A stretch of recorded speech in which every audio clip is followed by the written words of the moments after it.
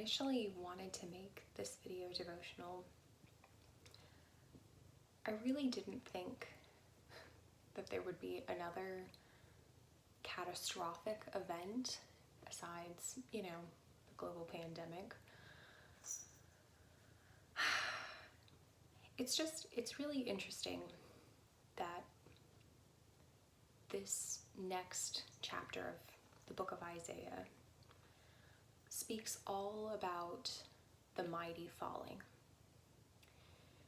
When you read that as a person of privilege who has so many opportunities and so many blessings, it should freak you out. I mean, it freaked me out. I don't know. This past week was horrible. It was miserable and uncomfortable and just terrible. But I can't help but think about all the people who live like this constantly, who never have hot water, who never have heat, who never have air conditioning, who never have lights or electricity or fresh food or the ability to prepare fresh food, who don't have clean drinking water, who don't have water at all, who don't have a roof over their heads, who don't have a safe place to come to. I have all of those things. Even in this, I knew that there were places I could go, people who were checking up on me. And it just makes you wonder about just human worth, what it means to have dignity, to feel cared for.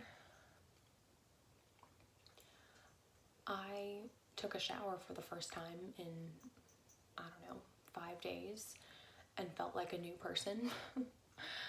And it's such a small thing that no one ever thinks about. No one in my class thinks about. But there are so many people who don't have that basic human need. And it's heartbreaking. And it's unfortunate that it took a week of not even a week, of not having basic needs, but still being safe, to really have that eye-opening experience.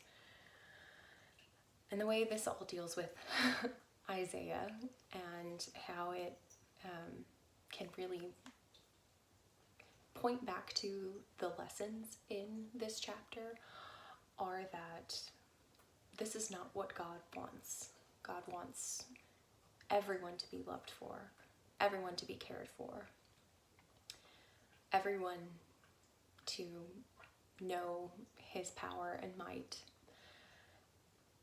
And when we reach a point where things become routine and blessings go unnoticed, that's when problems happen. That's when you draw away from God. I pray that this terrible experience stays with me. I hope that I'm a much more grateful person, that every time I turn on hot water or log on to the Wi-Fi or have a hot meal, I thank God that I'm in this situation.